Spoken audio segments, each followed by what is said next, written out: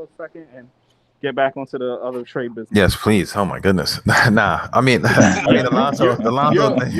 you're one to talk with all your Brooklyn Nets stuff every day. You always gotta. Welcome back, ladies and gentlemen. I'm here with Tyrone Menelik and Hollister. We're trying to get one in because they had a crazy trade deadline yesterday in the NBA. So we're trying to wrap up and give our opinion today about that. And hopefully tomorrow we'll meet again to get ready for UFC 260 in Ngannou versus Stipe too. So yeah, man, as you guys know, every year the NBA around this time, around the trade deadline, a lot of crazy moves happen. Teams get better, some teams get worse. Some players get bought out, some players go different places that we don't expect, and it's just a whole day of wonder and excitement. So we had quite a bit of trades yesterday. I know some of them, but I'm gonna let the guys go through them, and then we're gonna talk about the ones that we are really interested in. So I'll let Tyrone start. Go ahead, Tyrone. Well, you have the big one, of course, with Victor Oladipo going to Miami. Yeah, that was a big one.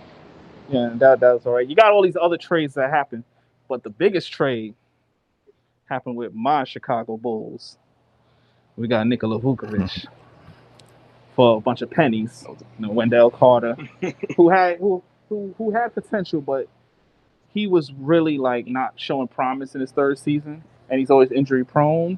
Yeah. So it was kind of time to move on with him. Mm-hmm. And Otto Porter, we had to get rid of that contract. I mean, $28 million, and he did much of nothing. I thought he was gonna, and he's always gonna be remembered for that.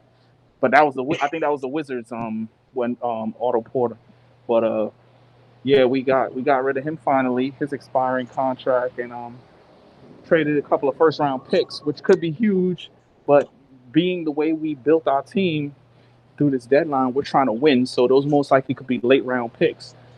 So we got that. We got Al-Farouq Amino, who's a solid veteran. When healthy, he's a solid guy off the bench.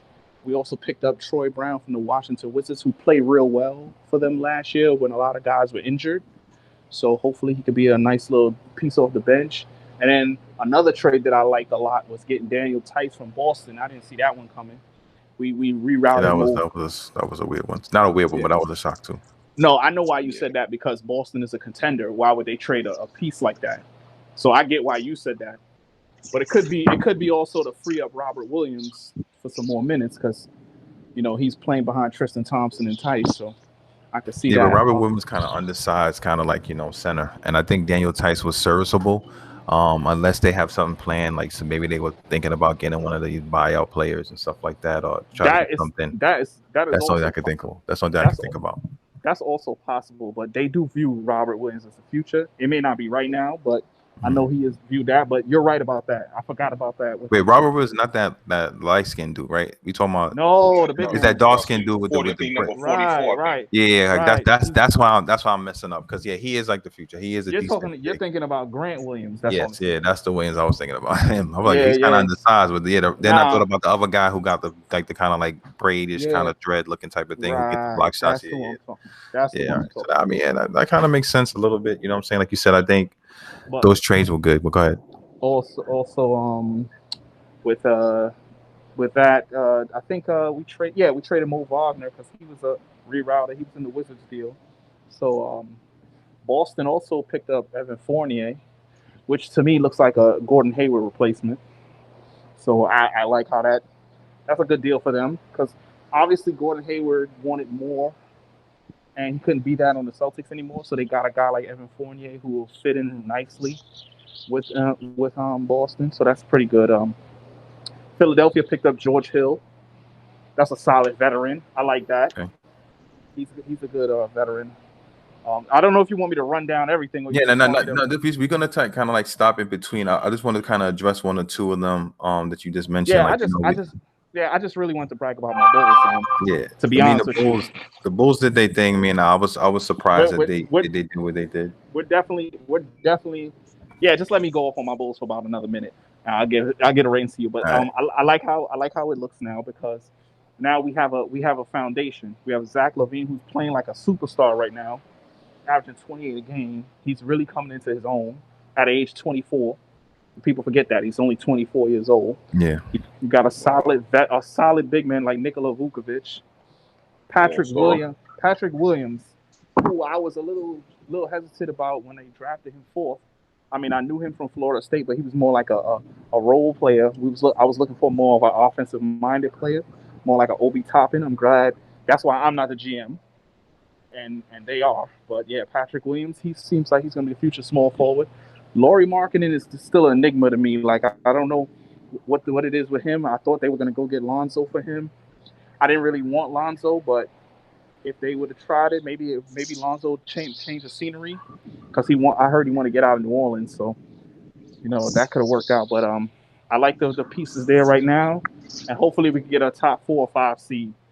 So we could get off of my fandom for a second and get back onto the other trade business. Yes, please. Oh my goodness. Nah, I mean Alonzo. You're one to talk with all your Brooklyn Nets stuff every day. You always gotta throw Brooklyn Net news in there every day. Yeah, because Brooklyn Nets is fire, bro. I mean, we're supposed to get JJ Redick, but they sent him to Dallas. Well, it is what it is. I mean, look, man, I did like the moves that the Chicago Bulls made. Obviously I was a Bulls fan back in the 90s, early 2000s. But I really do appreciate the moves, because, like you said, like you got a good set of young guys over there. You got Kobe White, you got Zach LaVine, and other guys. And I said the same thing about Wendell Carter Jr. Is like he has his moments, but he's always hurt. And it's like he didn't really step out yet to like prove to be like an asset that the Bulls can kind of use to build around. So I do agree with that, 100%. I think the pieces that you guys got, I was surprised about the Tice. I think Vucevic is a good move for you guys. You give somebody inside presence, and the guy who can stretch the floor and score. So I think that's a good move too, and I think it does make the Bulls a lot better. I think they're already in the playoff contention, and if they aren't moving forward, especially going into next year, it makes them even better as far as like having the talent to kind of like sustain a decent playoff run. Will they beat Brooklyn? Of course not, but we just know that at least they have I mean, most of the teams that made their moves, I'm gonna say the same thing. You know what I'm saying? I ain't gonna just hate on them. You know what I mean? I think that was a good look. Like I said, I mean, we'll get into some of the other trades later, but yeah, man, like you can go ahead and give your opinion on that, and then Hollister. And whatever other trades y'all would like to talk. Y'all can bring up whatever trade y'all want to talk to, and we'll just do that. Town did the Bulls, obviously, because he's a Bulls fan. Like we could just do it like that. Y'all bring up a trade that y'all think is interesting, and we'll talk about that. So go ahead, Menelik. All right, yeah. So one trade I thought was interesting. The same team was part of it, not the Bulls, the other side, Orlando, but with Aaron Gordon. Now, yeah, I'm like, it's interesting to me.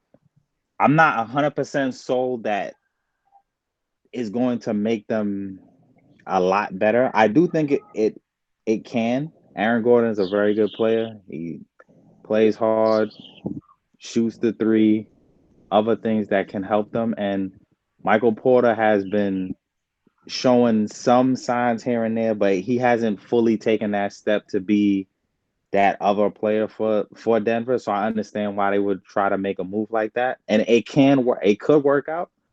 But I'm not 100%. I don't know, sold on it. So I'm waiting to kind of see how that plays out. But I think it was an interesting move, a bold move, and it makes sense for Denver to try to capitalize on the way Joker been playing, because he's been balling out this year. So to give Denver like a real chance to make a deep run, and then look, if the Lakers are not fully healthy, Denver they really got a shot. I mean, even though this other team also that I'll mention real quick, the Clippers. They made a move and picked up, Rajon Rondo, which I think was a good look. I mean, yeah, Rondo is not as young, but what was their main issue last time? They fell apart in the playoffs. They didn't have a guy that they could go to figure it out for them when things weren't going according to plan, pretty much. And they got playoff Rondo. So they should be good. It should make them better overall as a team, and I'm definitely looking forward to see how he does have an impact or effect on the team. So those are two interesting trades to me, and I'll just do I'll stop with that. All right, so I'll let this so we go to jump in on that and then we let Hollister go. I do agree with you with the Rondo trade. I think Rondo, even though he wasn't really doing much in Atlanta, and sometimes he can be a little bit injury prone later on in his career, his skill set is something that I think is taken for granted. I think a lot of these old school players, like, you know, traditional point guards, traditional centers, a lot of them are getting like kind of thrown under the bus because it's modern, like, you know, you could play multiple position type of NBA. Like, that's why I think Drummond was having a hard time as well with his situation, because I feel that a lot of these teams and these coaches and whatever, they feel that, you know, they don't want to utilize these players to their best. And I think, like you said, Mel, like the main thing with the Clippers, they were trying to blame Doc Rivers all they want. Look what Doc Rivers got the 76ers doing. I'm so happy that that's the case, because I wanted Doc Rivers to get some vindication. But, you know, he's a great coach. But at the same time, you look at what's going on with the Clippers, it's like they don't have a true guard. Like, no disrespect to Pat Bev, no disrespect to the other guys that they try to, you know, utilize, but it's like having someone like a Rajon Rondo who has experience of winning a championship, playing in Boston. Has familiarity with Ty Lue. He's like a pass first point guard. Basketball IQ was through the roof. I think it's nothing better than to have him. When they should have got him and signed him when he was a free agent, as opposed to trading, you know, chicken wing Lue to ATL. And the Aaron Gordon trade, I do agree with you. I think that's a good look for the Nuggets, because they're trying to, like, you know, really, like you said, hunker down with the Joker playing well, and the fact that these guys are pretty, you know, I don't want to say legit, but, you know, they made a little bit of noise last year, and they have extra talent, especially coming off their bench and doing their thing. And with Michael Porter, you know, he still has injuries. Aaron Gordon also an injury-prone guy, but they got a nice young core there, so I think they should be good. Yeah, and Gary Harris has some couple injury stuff too, so I guess too that they felt comfortable parting with him and having another person that could, who could play well. And maybe, don't get me wrong, like, you know, Aaron Gordon is better than Gary Harris. They both injury prone, but you know, you get to step up and, you know, play from Aaron Gordon, and now he gets to be in, like, quote unquote, a bigger market, and, you know, let his star shine. I mean, the Magic got way worse now, but we'll see what happens with them. So yeah, all right, go ahead, Hollister. Yeah, so out of the whole trade deadline, the Bulls won the entire trade deadline by picking up Vucevic. That was an incredible move for them. You know, that was another good, you know. This guy knows what he's talking about. Guy knows what he's talking about. Denver, there was another win as well too, but I would say the smartest trade that happened was the Clippers picking up Rondo. And this one, I would say, is like a sneaky, quiet move, but it's a great move. Picking up Norman Powell.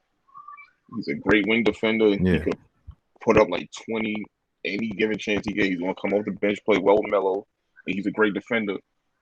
They're going to be a deadly, scary team to watch in the playoffs. People are not paying attention to that move, but he already has a championship. He played with great defenders. He played with Kyle Lowry. He played with Kawhi and all those. He played with a lot of people. That's great. He's going to definitely help Portland. And let's not forget, Nurkic comes back tonight too. So they're starting to get some bodies back. McCollum got back, and now Nurkic is coming back tonight. So yeah, you're right about that. Scary. Yeah, that's true. But what's going to be scary? The Lakers better get ready. Even if they healthy, they still don't have a lot of trouble. You got to worry about Denver. You got to worry about Portland. You got to worry about the Clippers, Utah, Phoenix. I'm not sold on them, but they got a lot of trouble ahead of them. Yeah, I agree, man. I think you 100%, Hollister. Like you said, before you finish, just to, piggyback on what you're saying with the Lakers. I mean, the Lakers didn't really make any moves. I think, they were trying to, get some players over there. Hopefully, if they get Drummond, that might help a little bit. But if AD don't come back, LeBron's out for another like 4 to 6 weeks, and I'm pretty sure he's not going to come back for like maybe 5 weeks and closer to the playoffs. They can really, tank. I mean, they was getting washed up at night. I was watching that game.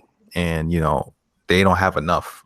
Even with the LeBron in them, they still really didn't have enough to me. I mean, they played well. The LeBron leadership and everything like that, I give them credit when it's credit's due. But when they start getting to these playoff series and start playing some of these teams who are really like chomping at the bit to like prove everybody wrong and prove that they are better than the Lakers and everything like that, it's going to be a problem, especially when they go against that beast in Brooklyn, you know what I'm saying? And if they make it that far, if they make it that far, I don't think he's gonna elevate them, but I don't think like it's gonna be that scary.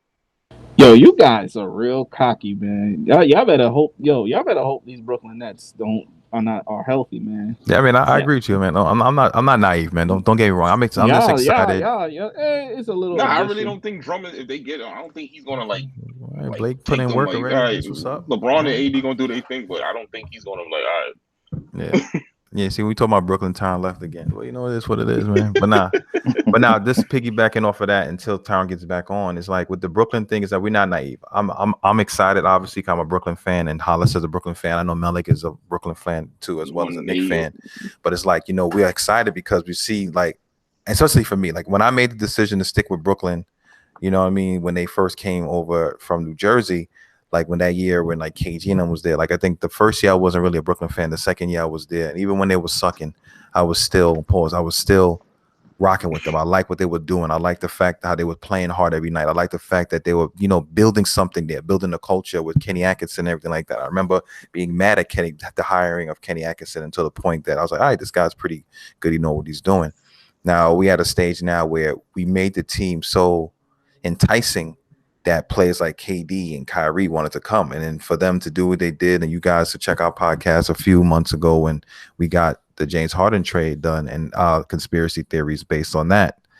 I feel that what they did to be able to keep the two of those guys, Kyrie and KD, and still pull off to get James Harden, I feel it was a no-brainer. Then you add now, you know, a Blake Griffin who's a suitable player, and you add some other guys in there. You know what I mean? I don't know who we're going to approach in the buyout market. I'm pretty sure like the big names in the buyout's going to go where they're going to go.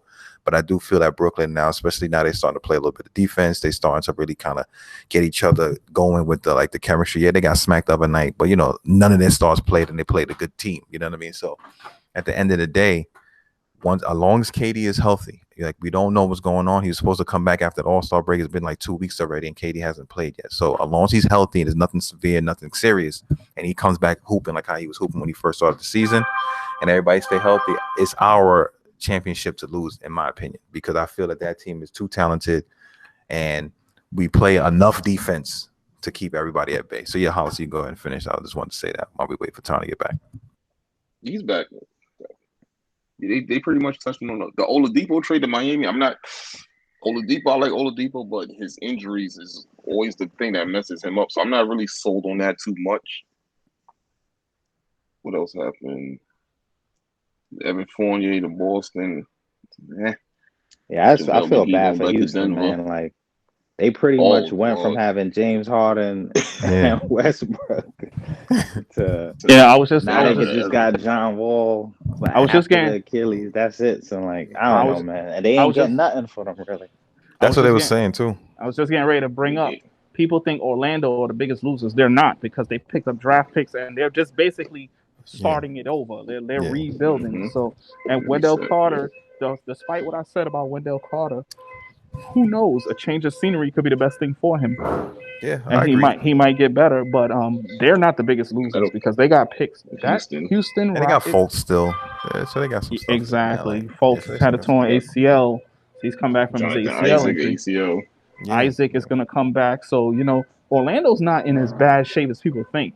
But the Houston Rockets, they could have had Caris LeVert, Jared Allen, and picks. They decided to reroute them, one to Cleveland and one to Indiana. What sense does Victor Oladipo for 20 games? They could have had. Knowing he didn't want to go there anyway. Mm-hmm. They could have had Jared Allen with Christian Wood. They could have had John Wall, Caris LeVert, Jay Sean Tate, Eric Gordon whenever he decides to stay healthy. Mm-hmm. PJ Brown. I'm thinking about the 90s. PJ Tucker at the time that he was there. Yeah. And they could have made KJ Martin, like, you know, they had some young guys coming along. Yeah. They could have had all of that. Mm-hmm. But they decided to just trade him for Victor Oladipo. Yeah, that's crazy. You see, that's the thing. I think what they did with the Victor Oladipo thing, and that's what I'm trying to say, that whole Houston joint is an issue, as they would say, is that they I think they knew that he wasn't going to stay. Let's be honest. They might have tried, like just the same thing with like James Harden. They figured that once you get him in the door, they could kind of convince him. They kind of figured that he wasn't going to stay, but he declined the offer. Exactly. But I think what they thought was that Victor Oladipo's trade value will be much higher. You know what I'm saying? And like Hollis said, Melik says, like Victor Oladipo was a good play. He started to come into his own after he, left OKC and then went to Indiana. but that injury kind of like dovetails some of his success. But the thing about it with him is that he's not a guy that you could say you build your franchise over, and he's a guy that's like a role player. So to Tyron's point, they should have just traded those assets, because that's what I thought they was going to get. If they could have did that, the deal would have been simple. You have a young, talented center and Jared Allen, which I miss so much. Even though Claxton is balling, so I ain't gonna hate on him. Like Claxton is putting in that work, so we good. But Jared Allen had a good nose for rebounding and blocking shots. Karis LeVert, we already know what he could do. You know what I'm saying? And you pass that up for the chance to try to woo over Victor Oladipo and see what you have, or trade him for something and you didn't get anything. And it's like it's just like when you go to like the casino, right? And you just want to just play something. You don't want to lose your little casino bucks. You just play any old thing and you get like the scraps, and you could have just did something else with it. That's what the Houston Rockets did. They said, you know what, it's better than getting nothing from him, because we know he's leaving at the end of the year. Let's just get what we can. And they end up getting pretty much a second round pick. And I forgot what else they got, which is like basically nothing. You trade away like PJ Tucker. You got Cousins, because you got Christian. It's crazy. They got Kelly Olynyk and Avery Bradley. Avery Bradley's a good player, so that's a good. He's a good wing guy. He could. Listen. He's getting Kelly Olynyk. Yeah. Avery Bradley is going to get bought out. He's not staying there. He gonna go back to the Lakers, man. I don't know what's going to happen with him, but I think he's getting bought out. He's not staying there. But why not? I mean, he's a good player. Why not? He's a good player, but he can be more of an asset to a winning team. They're gonna buy him out. I mean, hey, Brooklyn, man. Yeah, because you got roster spots open. Yeah, roster spots open. We can use them, man. Sure, I like Chioza. I like Chioza. Did you see we got JJ Redick, son. That'd have been so fire. At first I was like, we don't need him, but I was like, yo, to have him coming off the bench, him, and then you got him on one wing, you got Harris on the other side, you got them. Like, yo, so like you do know that they all can't play together, right? Who? Joe Harris, JJ Redick on each side. You're talking about each side. You have. I was being funny with that, but you have KD and him.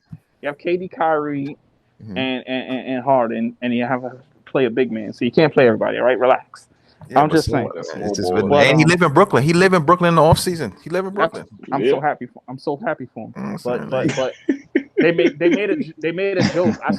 I saw a joke on the internet where they were saying that I think it was on YouTube, but it was like LeBron James has agreed to sign on with the Brooklyn Nets, because they're making fun of the Brooklyn Nets, basically trying to get everybody. Yeah, but that's the thing I don't like, man. Go ahead. They're in the Andre Drummond sweepstakes. So yeah, but I doubt it. I honestly think Drummond is going to go to LA, because he was talking that. I mean, don't get me wrong. They did say that KD and them was recruiting him.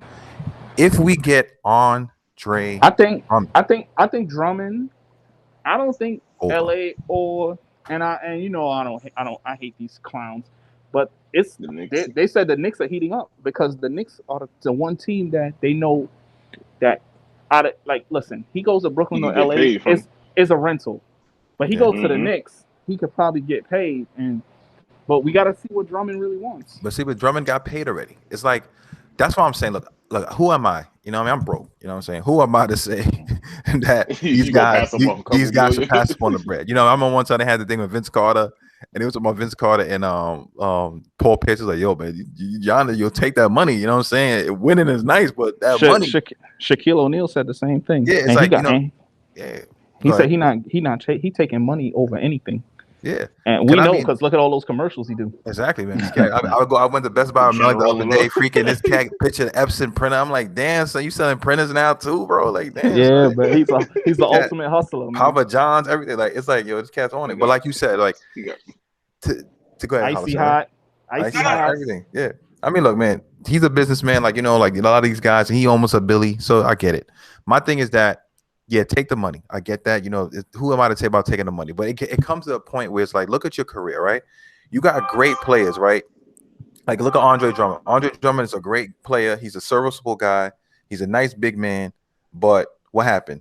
Because of his type of style of play, even though he could put the ball on the floor, but he can't hit no threes or free throws, the NBA almost like washed this guy out. Same thing with Rajon Rondo. Like, Rondo, yeah, he has a bad attitude, but his IQ, he just won a championship.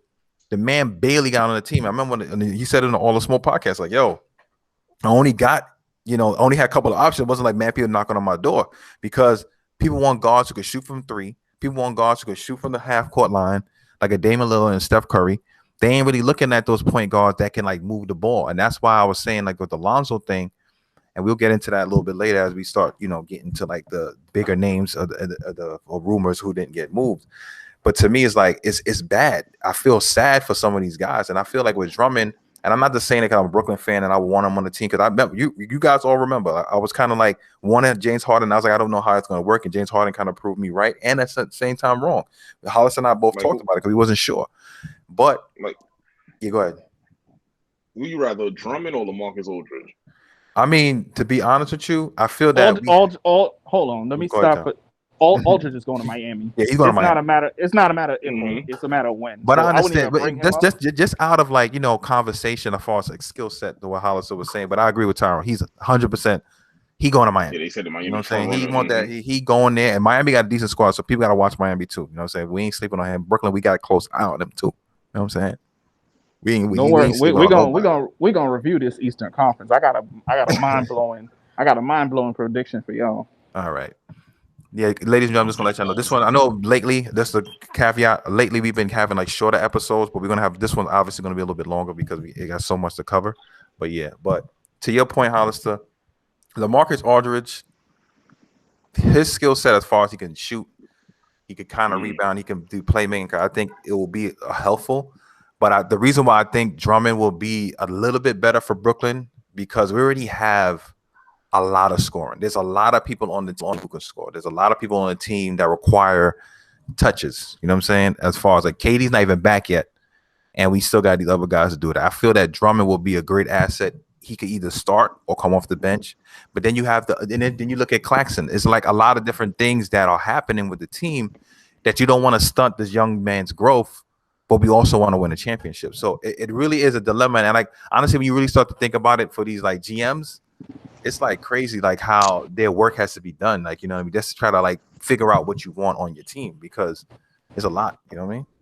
No, listen, I'm gonna give an opinion on that choice. It has to be Drummond, not because he's the better player, but because what's the point in getting Aldridge if you have Blake Griffin? That's what I'm saying. Like, you don't need Aldridge if you have Blake. Now you don't really need Andre either because you have DeAndre. But you can put DeAndre on the bench. Listen, I get it. You don't need DeAndre Jordan to play 30, 40 minutes anyway. You just need DeAndre to be solid a little bit, because the only big man in the East you have to worry about is Joel Embiid. Which is why Drummond will be perfect. Well, then again, like Joel Embiid was cooking Drummond, so I don't even know. Like he's always cooking Drummond. He's always cooking. That's what I'm trying to say. I don't know, beef when they're back in Detroit, so he was cooking. Yeah, Drummond. So I think that's the only Eastern Conference big you have to worry about is Embiid, because all the other, and Nikola Vukovic. But no. Here we go. Nikola Vukovic. So those are only two. Listen, I want to play the Brooklyn Nets so bad in the first round. I mean, why you want to do that to yourself, son? Why you want to get swept, son? Like, you know why I want to. Y'all not ready yet, bro. Y'all gonna be there, but y'all ain't ready yet. See, this is what you don't understand about me. You know what kind of era I come from. Yeah. I want to play the best first. I told you this a few weeks ago. Yeah. I want to play the best first so we can see what great teams are. Yeah. You learn from losing to the great teams, but I want to do it where we push you guys to like 6 or 7 games. That's fine. That's what I want. But you know what's funny about that? Because if y'all remember the 2008 Celtics, and when I went to the preseason game and I saw Rondo and them, and I saw, obviously KG's on the team, so I already knew they was gonna win a championship that year when they got there. But I said that first 2 series in that championship run, they went 7 games. Sometimes you need that 7-game series, to get you going. Michael Jordan and them had their moments too when they had 7-game series with the Knicks and Miami and all that other stuff like that, Indiana, before they got to the playoffs and then the finals and washed the Jazz and the other guys in the finals. So I do agree with you. But Malik, I have a question for you. Mm-hmm. Now look, like I said, you're a little bit of blue and orange in the heart here. He's a Brooklyn He's a Brooklyn Net fan. Listen, forget all that. Malik is a Net fan, but Malik is like the Knicks. You know what I mean? Like liaison for us right here. We don't got Lucas on the podcast right now. He's not liaison nothing. He's a Brooklyn. But hear me out. Jay-Z bought the team. Yeah, but Jay-Z saw his share, man. That's all right, but Jay-Z still gonna ride with them Brooklyn Nets. So Malik is a Brooklyn Net. No, I get that. I still got some A love little bit. for the I mean, Knicks. like I said, we grew up in the household. Our parents love the Knicks. Malik. Well, let me ask you a question though, right before you answer Michael's question. What have the Knicks done for you? Nothing. What? I'll wait. Nothing but stress. That's what I tell Lucas all the time. I was like, yo, man, I know a lot of Knicks fans who, especially when they was going through the turmoil and how they was treated. Look, that's the other day. They banned a kid or kicked him out because he had a T-shirt that said "Ban James Dolan." He was in the seat. James Dolan saw it, like, yo, get this cat out of here. You know what I'm saying? And it's like, to me, I get it. You know what I'm saying? You have to have some type of rules. It is your building, but you got to let the people be people, man. Fans going to do certain things. It's like when they had the people coming with cupcake signs for KD, they ain't like, oh, get them out of here. Like it's going to be part of it. Now, as long as there's no profanity, racial joint, something that's crazy, then I get that. But for a fan that comes and say ban James Dolan, I guess, you know, it's like somebody coming in your house saying ban you. So I guess whatever. But neither here nor there. I was looking at something on First Take, and I was also talking like, we talked about it in our group chat in the fantasy, and I also talked about it with Aubrey and them when I was in the gym. And I was, you know, I like Lonzo on the Pelicans, but if it's true that what his father said, oh, get him out of there, I'm like, look, I think the Knicks would have been a perfect fit for him because I think he would help the Knicks tremendously. The Knicks they have Quickly, they have like, you know, Alfred Payton, but I think Lonzo would have put them over the edge. And I know Magic Johnson was saying the same thing because the type of style of play that Lonzo plays, he could defend. Tibbs loved that. You know what I'm saying? He could shoot good enough, and his IQ is up there. Like, he makes everybody better. He makes the proper play. And the Knicks do a lot of half-court stuff. They don't really do a lot of, like, transition things. And you got people like Randall bringing the ball up, and you got RJ Barrett bringing the ball up. They're not guards. You know what I'm saying? So I felt that Lonzo would have been good, you know, bring a little bit more spark to the Knicks, give them like a name to have. But, you know, at least the Knicks didn't shoot themselves in the foot this year. Now, I just wanted to ask your opinion. Do you think they missed out on that? Or do you honestly feel that the Pelicans really are invested in trying to keep Lonzo? Because he is a restricted free agent. And so if they say the Knicks offer him like $30 million next year, which I'm just exaggerating, they will have to match that to keep him. So what is your opinion on that, Malik? Yeah, so I do think that the Pelicans would like to keep Lonzo, but I think they aren't willing to overpay per se or leverage too much for him. Because, I mean, he's gotten better year over year. His shooting has gotten a lot better. So, first and foremost, as far as the Knicks and this deadline and everything like that, it's a win in the sense that there was no short-sighted, let's go for broke and mess up what we got going kind of a move. Because their track record is that when they make some of those kinds of moves, it don't really work out for them. Mm-hmm. Now, once again, them sitting around fifth now in the East, right? Yes, if they could have made a move that made sense, it could have put them a little more solidly, one, to make the playoffs, and two, even though I think they will, and also to make a little bit more noise in the conference. But I'm also glad that they didn't just try to, you know, go for broke and, you know, mess up what they had going. Now, as far as Lonzo specifically, I do think that with his skill set of, you know, being a pass first kind of guy, his IQ, and them having RJ Barrett and Randall, etc., who are doing what they're doing, that he would fit in. Now, Randall has been taking on a lot of, like, you know, kind of point forward duties. Yeah. And then, you know, so I don't know if that might have affected how that was working for the team. Because Lonzo, I do feel he don't really need the ball a lot to be effective, but I do feel like to some extent they had Randall kind of doing some of the stuff they might ask him to do. And then the only other thing too, which I'm not saying I think is the case for sure, but as far as with Lonzo, there's a question a little bit that maybe I don't know how he would do in New York with all that added pressure, the lights, this, that, and the third. Even though, because in LA it was similar, and it could have been also mainly that you know, LeBron is a big person to play with. Yeah. And he dominates in a certain way. So it could have been that. That's the only other question I would have is how would Lonzo do in New York?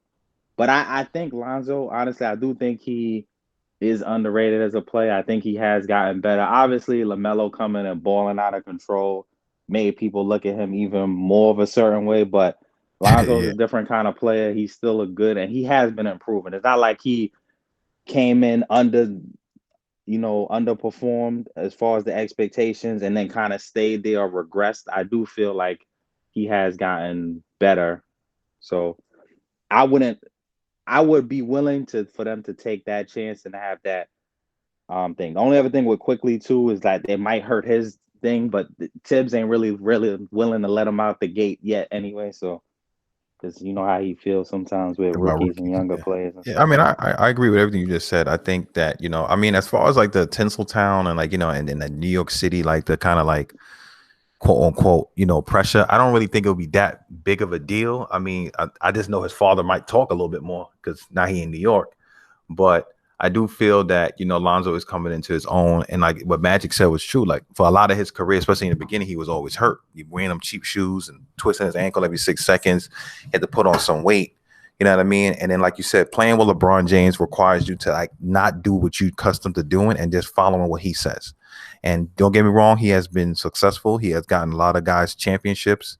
But at the same time, it's like LeBron needs the ball in his hands to be effective.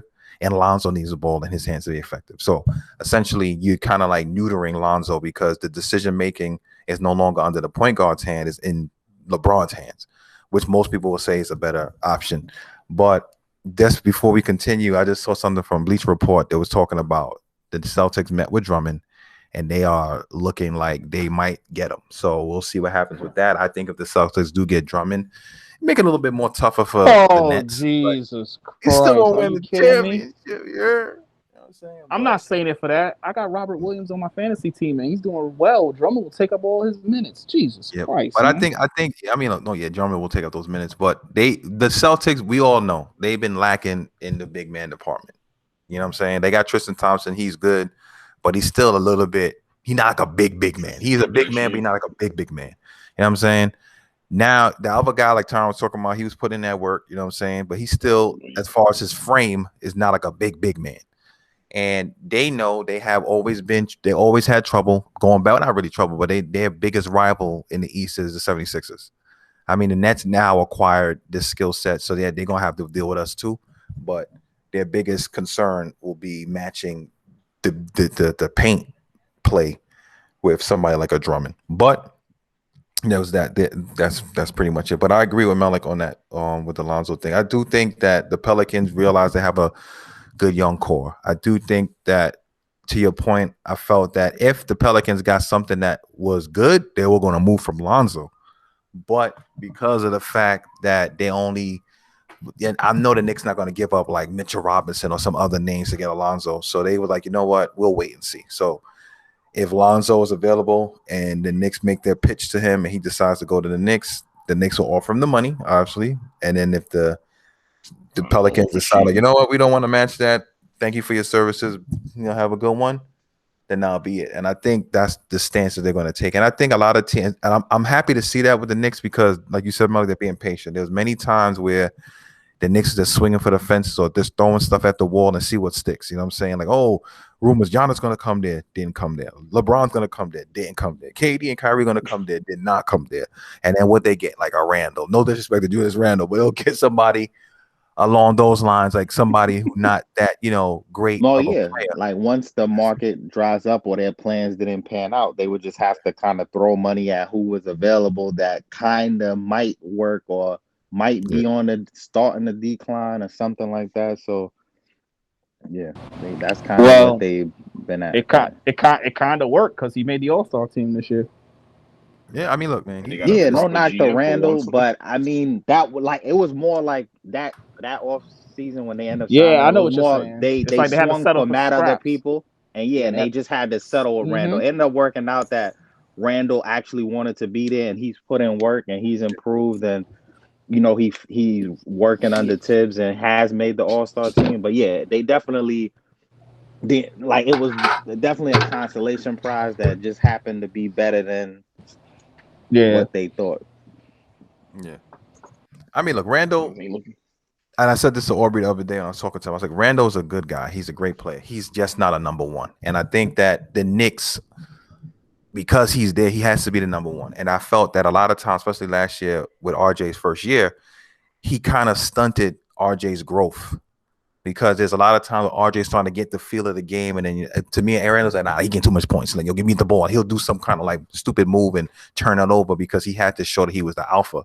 And I felt that, yes, Randall, his career, a lot of the times he played under guys who were better than him as far as statistically and name wise.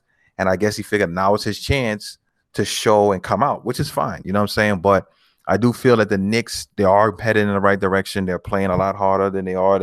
They're respectable now, but I feel that they still need a leader on that front. And I do think that a point guard is a desperate need for them, and hopefully they'll figure that out.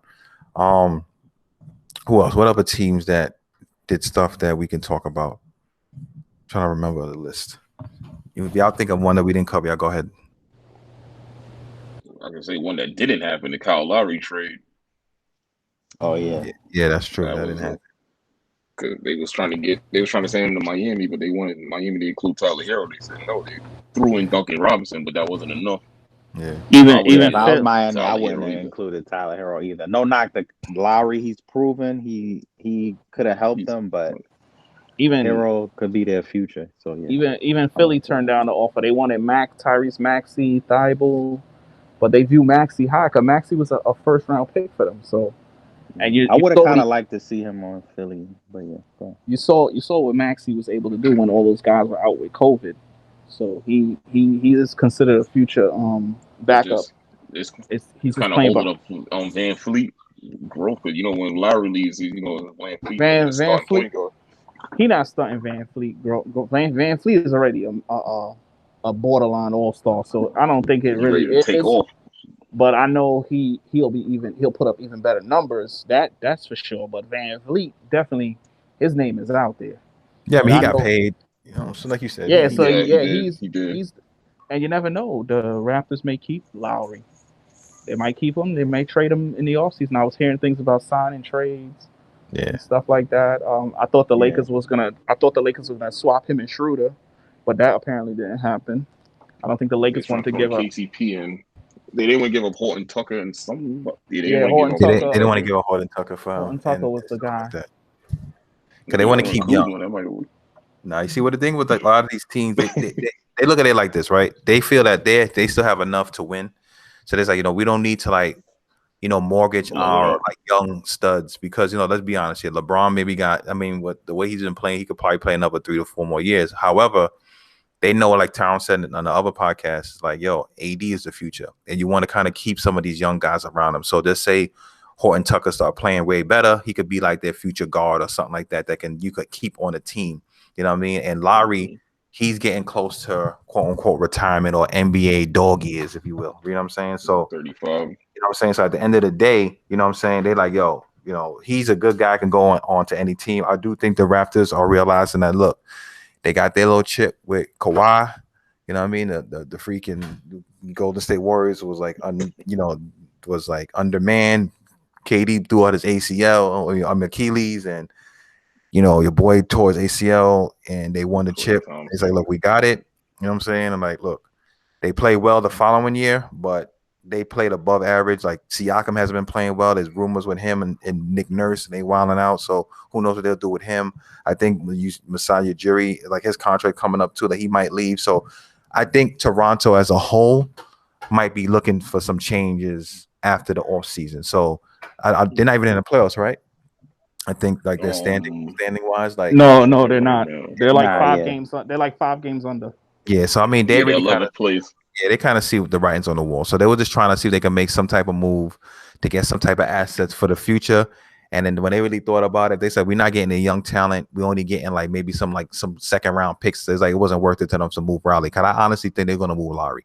And Tyrone said, I think in the offseason, I won't be surprised with a sign and trade or something like that, where they're just going to move on from Lowry. I don't think he's going to be there. But like Melik said, it would have been dope for him to go at least play his last couple of years or maybe contend for a championship with his hometown team in the Philadelphia 76ers and help that guys. But it's at the end of the day, maybe, but they got Ben Simmons, they got the other kid playing guard. So I don't know. I don't know how he would have felt. Yeah, I don't know how he would have Yeah. fit in there. I know Doc is a good coach; he'll figure it out, but who knows? But So what y'all think? What y'all think on the? We don't need to bring up the East yet. Let's bring up the West. Yeah. So who you think? Like, what you think of the West now?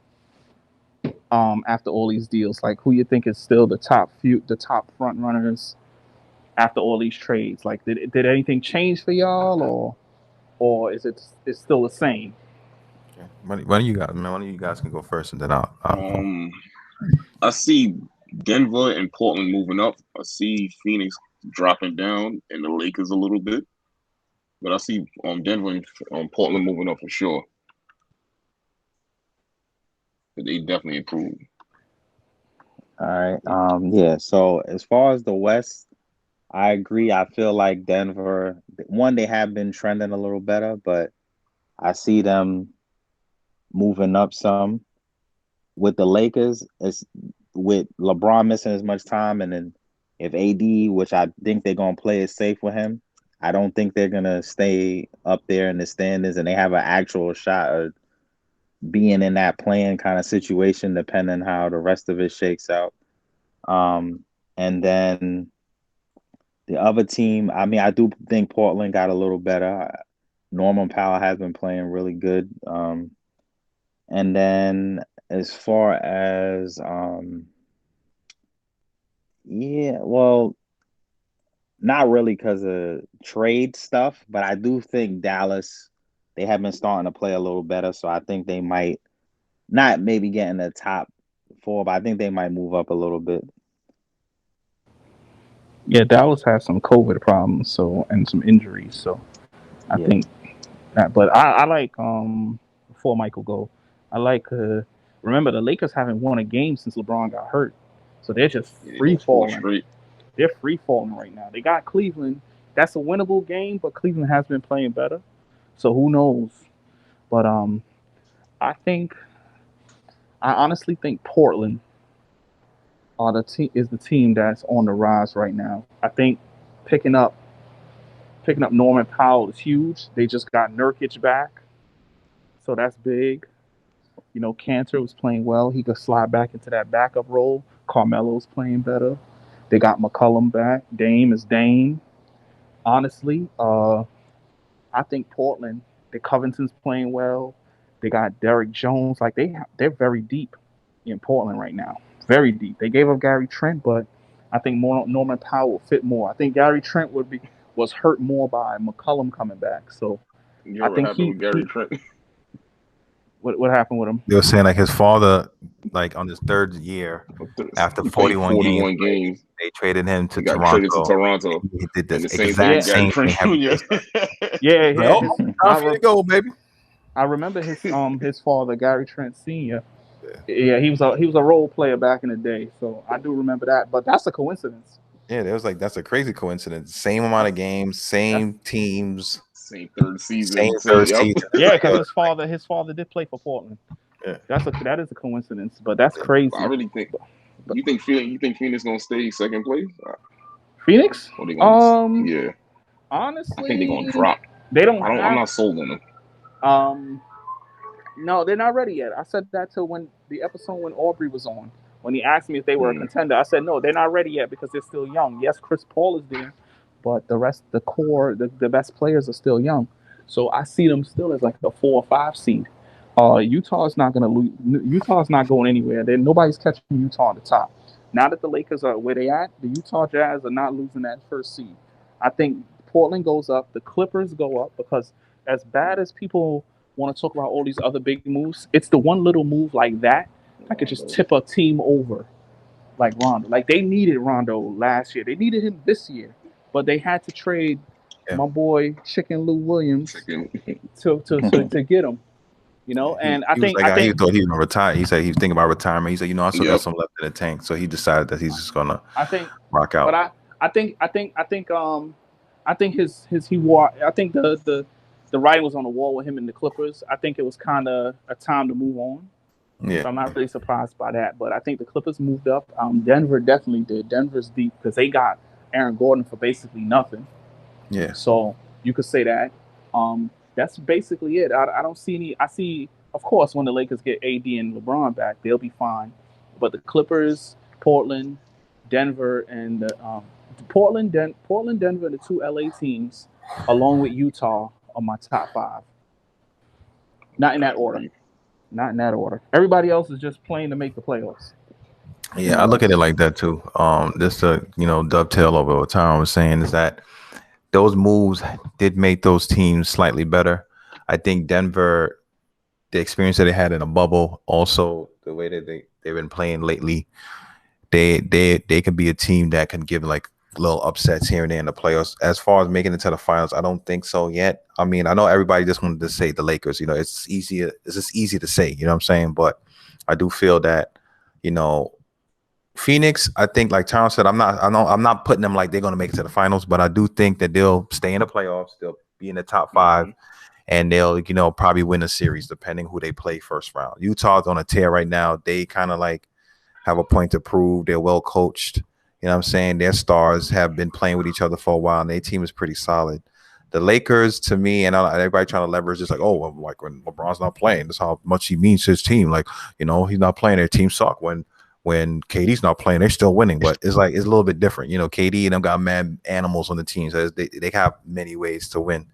But I'm pretty sure if the Lakers still had AD and LeBron wasn't playing, they would have won a lot of those games that they didn't win. But the Lakers, to me, I don't really see them being like they the team to beat in the West still. You know what I mean? They still somebody, because you got LeBron, you got AD, but I don't really see them as being like unbeatable. And I do think Portland got better. I do think that, with their playoff experience, they starting to get a little bit more understanding with it. I do feel like sometimes when they play in the playoffs, especially when they start playing the upper level teams, they try to be like the shell of themselves and they get overwhelmed. But I do think the pieces that they added to the team will kind of help propel them moving forward. And I do think if they get like a nice little matchup with the Lakers or somebody like that, I can't see an upset with that. So we'll see. I mean, the Clippers, like you said, with the Rondo thing, I think that's a big move. It's all about how they play all together and the coaching of Ty Lue, and if playoff P is going to be playoff P or you're going to be way off P. You got to figure that out. Pandemic P. You know what I'm saying? But I do see them doing something. So those are my teams. Like the other teams, like the Pelicans and the other teams, like lower down the list, I don't really see them doing anything crazy yet. They're still too young. And some of the other guys on the bottom tier, like the Golden State Warriors, if they still in the playoff pictures, like they ain't gonna be doing nothing. They're just there to fill up space. They'll be fine next year. Get somebody, They'll be fine next year. A decent run and a decent warm up. Yeah, decent warm up for the playoffs. That's how I see it. What about the East, guys? Now the East, since I'm really speaking, I'm just gonna go ahead. I do think that some teams gotten better. Obviously the Nets. You know what I mean? If the Celtics get Drummond, I think that does make them a big contender in the East. The 76ers, we already know what they're about. So I think, but there's not a lot of moves in the East. It was like mainly people moving from East to West, kind of. You know what I'm saying? I don't think the other teams like Toronto and Miami, I think they'll still be up there. I don't think they'll make it as far as they did last year. I think last year was just all about timing and circumstance, but we'll see. So you gonna act like you ain't gonna say Chicago? No, I mean, yeah, I forgot about them. My bad. The Bulls, the egg in his voice. The Bulls, yeah, they made some good moves. I do think that as long as the players that they got, damn good moves, gel the right way, and they kind of like buy in the system already, I think that they can make a decent run in the playoffs. I do think that depending on their matchup in the first round, it might be a first round exit, but at least they'll be confident that they're not gonna be like in a play-in position. They'll be like an actual playoff seed. So that's good and a good start for the future. As far as like saying like the Bulls gonna make it to like the second round and all that other stuff like that, or make it to like the semis, I ain't gonna go that far. But they did do something. I would like to see the Bulls and the Knicks play each other first round. That'd be kind of cool. That's a sweet. We got that. I ain't worried about them. That'd be a nice little because I think they're about on the same level as far as like where they at. No, hear me out. Not as far as talent, but I'm talking about where they at in the East as far as like their level. I feel that the Bulls, their future, like their level, like they're both trending in that direction. They're not there yet, but they're trending. No. We have two bona fide all-stars. They're not on our level. All right, yeah. No. I'm going to show off. Well, we ain't had it. It's safe to say that either team is on the Brooklyn Nets level. You I mean, ain't. it's fair. We suffered through the John Paxson, Golf Foreman era. Foreman era. I'm going to show off. We got two bona fide all stars. I don't want to hear nothing about the Knicks. I don't want to hear it. But I'm gonna jump in on this one here and tell y'all that I think obviously the front runner is the Brooklyn Nets. They're the favorites to win it all. That doesn't mean they will, but they are the favorites to win it all. Okay, my number 2 team now in the Eastern Conference. Now, listen to this one: the Miami Heat, the defending Eastern Conference champions. What they did and what they acquired and what they're going to acquire without giving up basically anything. Just imagine this: let's just say they have Oladipo, they get Aldridge. Let's say they get the Aldridge. Their roster is basically Jimmy Butler, Bam, Oladipo, Aldridge, Hero, Nunn, Dragic, Iguodala. They're so deep. I think they might be the deepest team in the Eastern Conference. Their bench can start for a team. Like, they will keep all those guards, Nunn, Duncan Robinson, but you can't. Duncan Robinson, Dragic, like, that team is sick deep. It's crazy. So you got to look at that with Miami. I like what they did, and Miami's always in shape.